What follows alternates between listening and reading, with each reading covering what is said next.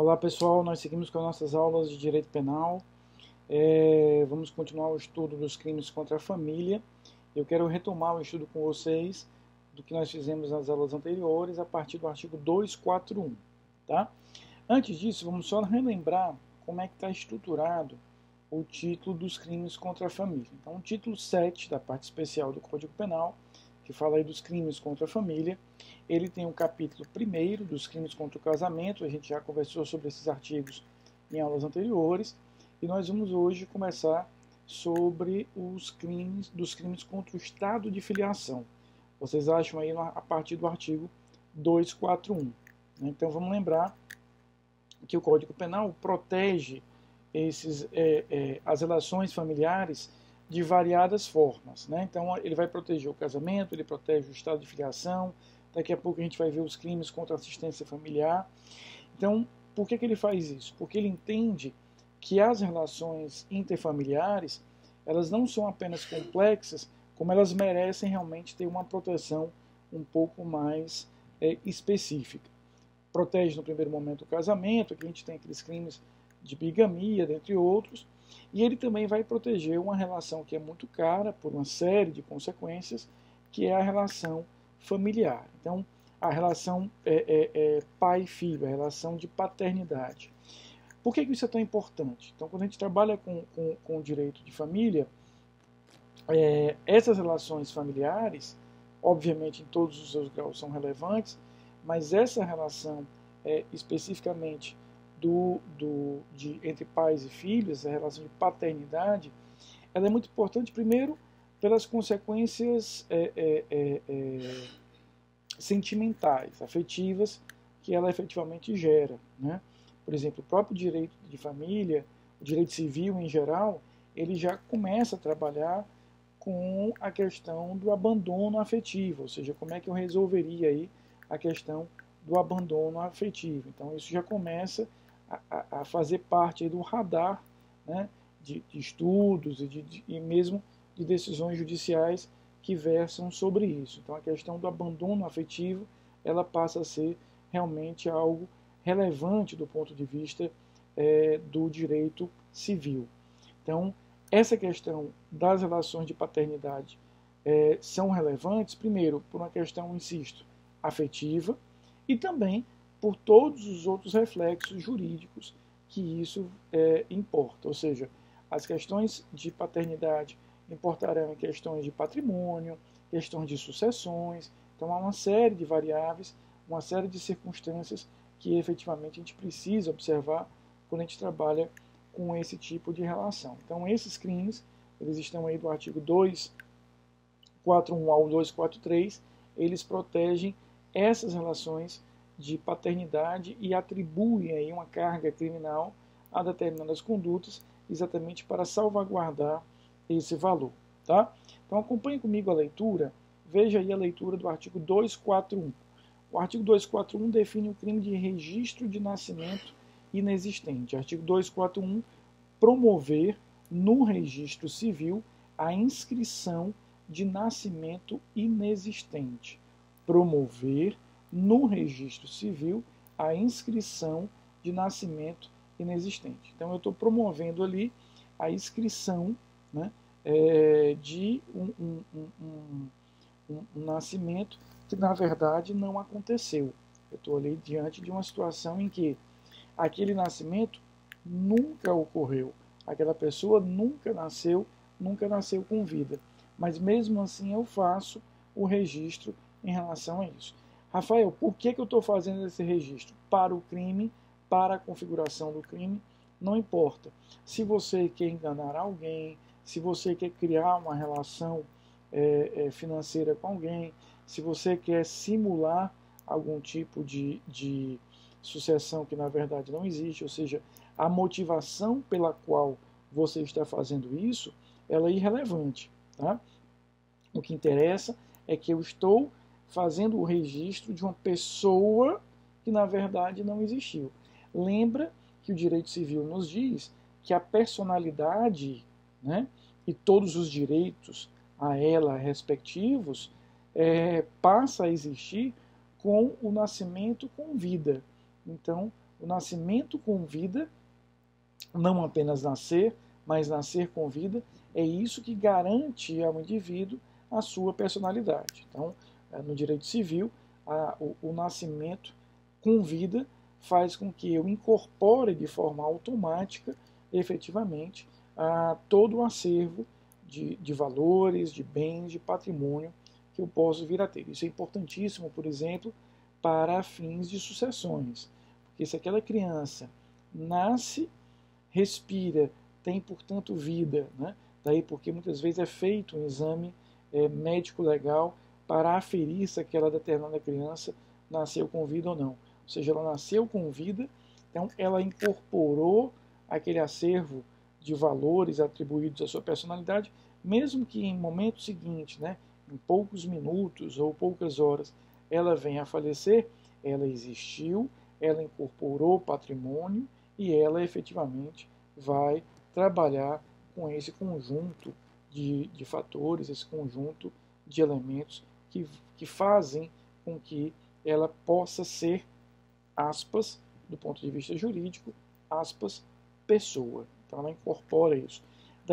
Daí porque quando eu faço o registro de um nascimento que nunca aconteceu, isso vai efetivamente trazer para a gente uma consequência civil, né, uma consequência jurídica, na verdade, não apenas civil, mas jurídica como um todo, muito grave, que isso pode interferir em questões sucessórias, em questões familiares e etc. Daí porque a necessidade de responsabilização criminal. Veja que a pena aí é uma pena de reclusão de 2 a 6 anos.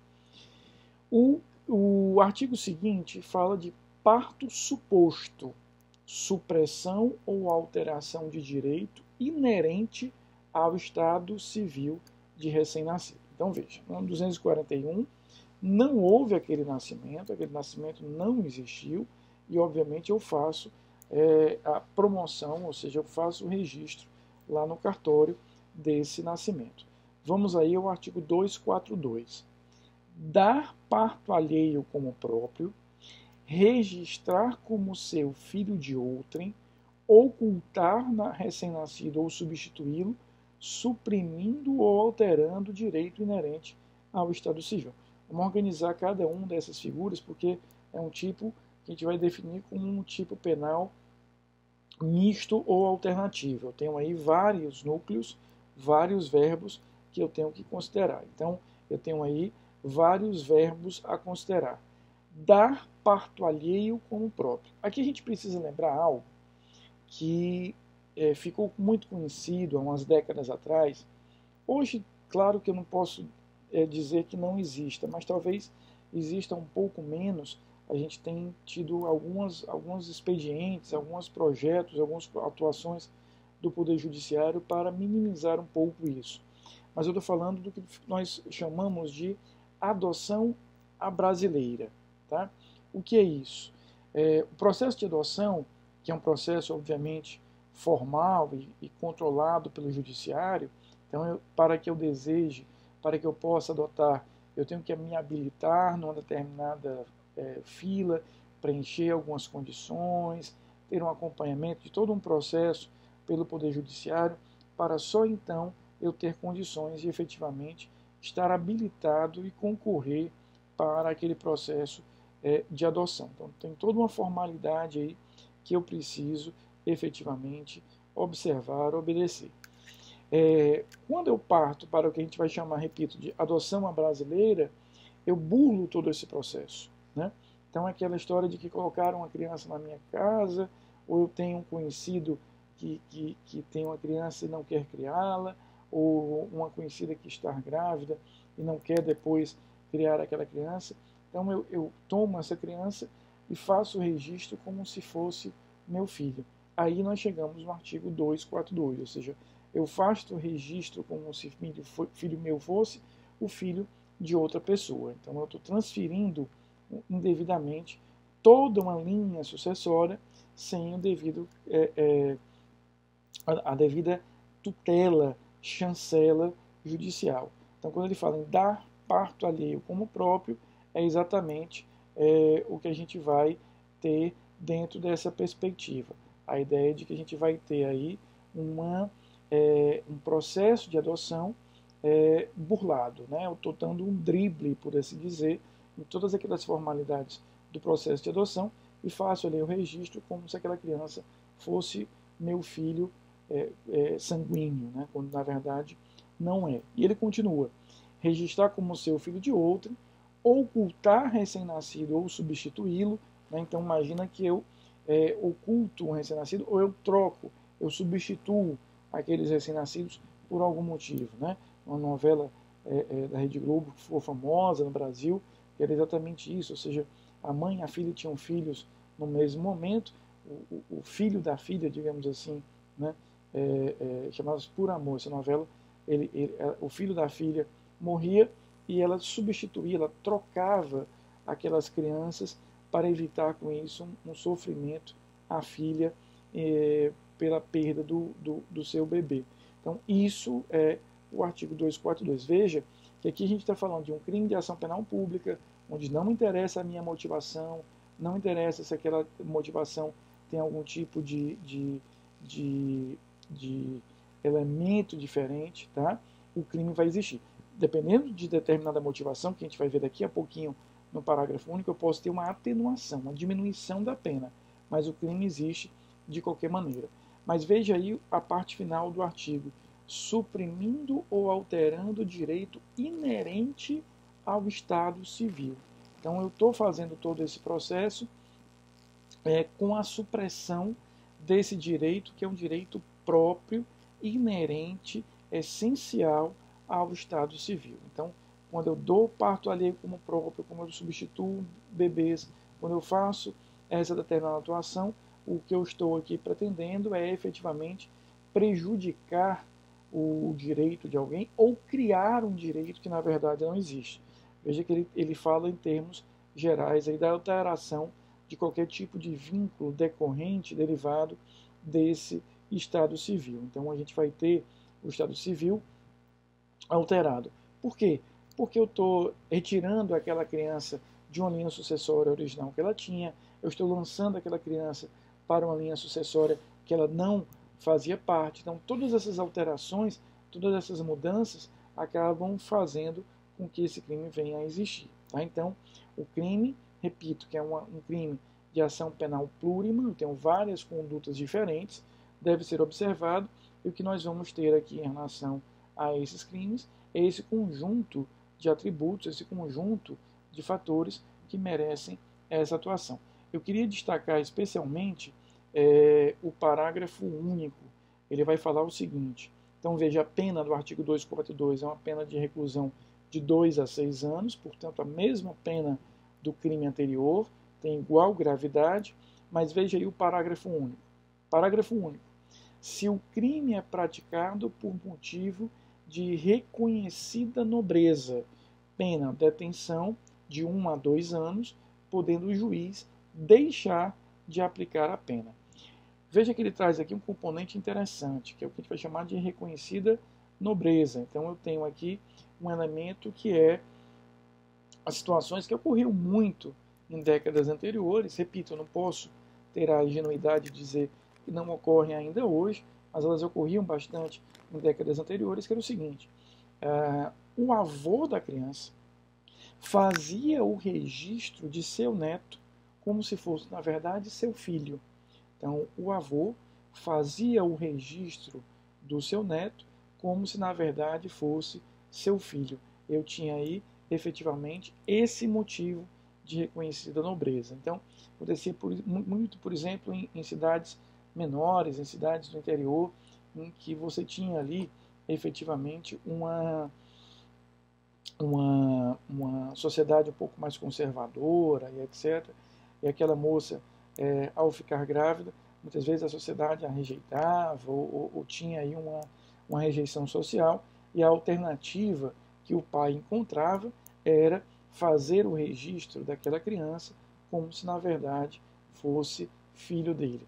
Claro, insisto, é uma conduta criminosa, né? Mas veja que o parágrafo único, ao reconhecer essa espécie de nobreza, ou seja, haveria aí uma justificativa para isso, ele isenta a pena e, em grau máximo, se o juiz perceber em grau máximo essa figura, ele pode, inclusive, isentar de pena, né, isentar de responsabilidade criminal aquele determinado pai. Então, ele vai ter a capacidade de fazer uma isenção de responsabilidade criminal, desde de que reconhecida essa nobreza, ou seja, que a motivação daquele agente, é por isso que normalmente a gente vai atribuir isso a essas situações, em que o avô, por exemplo, os avós fazem o registro daquela criança como se fosse filho e não neto, para preservar a honra, a imagem, a integridade social daquela determinada filha, daquela gestante naquele grupo social. Repito, isso tinha um espaço maior em décadas anteriores, a sociedade era um pouco mais conservadora, um pouco mais refratária a esse tipo de situação. Eu particularmente não gosto da expressão mãe solteira. Para mim, mãe é mãe. Não, essa expressão me parece muito pejorativa, muito negativa, uma carga absolutamente injustificável, né? Mas é o que, repito, se chamava antigamente, graças a Deus essa expressão hoje já não é muito utilizada, do que se chamava de mãe solteira, né? Na verdade é mãe, não tem essa questão solteira, casada, não interessa, isso é irrelevante. Mas era dentro desse sentido que se aplicava esse tipo de situação. E por fim, né, efetivamente, a gente vai chegar aí no artigo 243, é o último que encerra esse estudo aí dos crimes contra o estado de filiação, que nos fala em deixar em asilo dispostos ou outra instituição de assistência filho próprio ou alheio, ocultando-lhe a filiação ou atribuindo outra, com o fim de prejudicar direito inerente ao Estado Civil. Então, quando ele fala em asilo dispostos, veja que é uma linguagem antiga, né? Essa linguagem é uma linguagem original lá do Código de 1940. Esse artigo não foi alterado desde então.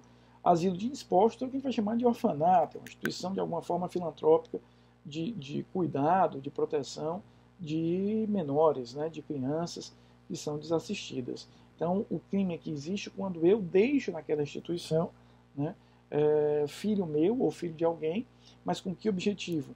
Privar aquela criança dos seus direitos próprios do estado de filiação. Então, o crime aqui é eu deixo naquela determinada instituição aquela criança para que ela não herde, por exemplo, uma herança, ou para que ela não tenha a filiação reconhecida, registrada. Então, tanto faz, eu posso fazer isso com um filho meu ou com um filho alheio, mas aqui eu tenho que ter uma motivação especial. A motivação aqui é privar, é suprimir daquela criança qualquer tipo de direito relativo à linha sucessória, a toda a carga de direitos próprios relativos ao estado civil daquela determinada criança. Então, dentro dessa perspectiva, a gente vai ter um afastamento aí desse acervo de direitos em nome dessa determinada questão.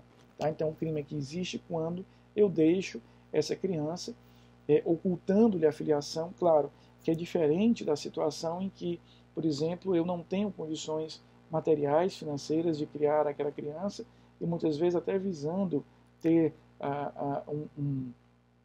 uma melhor vida, uma melhor assistência, eu a entrego, por exemplo, para a doação. Esse processo é um processo autorizado em lei, o Estatuto da Criança e do Adolescente o regulamenta, tem que ser acompanhado pelo Judiciário, não há nenhuma ilegalidade. Veja que o artigo fala o seguinte: eu estou levando aquela criança, suprimindo informações sobre sua filiação, ou seja, eu não digo que é minha filha, eu crio ali alguma outra história, e com o objetivo de negar-lhe direitos do estado de filiação, do estado civil, dos direitos decorrentes dessa relação. Isso é diferente de um processo, repito, que há no Estatuto da Criança e do Adolescente, que é aquele parto assistido, em que eu já sabendo que não terei condições de criar aquela criança, eu permito que aquela criança venha a ser entregue ao processo de doação. Esse processo, repito, é acompanhado, tem uma regulamentação legal, é diferente de simplesmente entregar aquela criança negando-lhe direitos, ocultando informações sobre sua filiação. São situações bem diferentes, tá? Então a gente viu aqui nessa aula os 3 artigos que disciplinam aí os crimes contra o estado de filiação.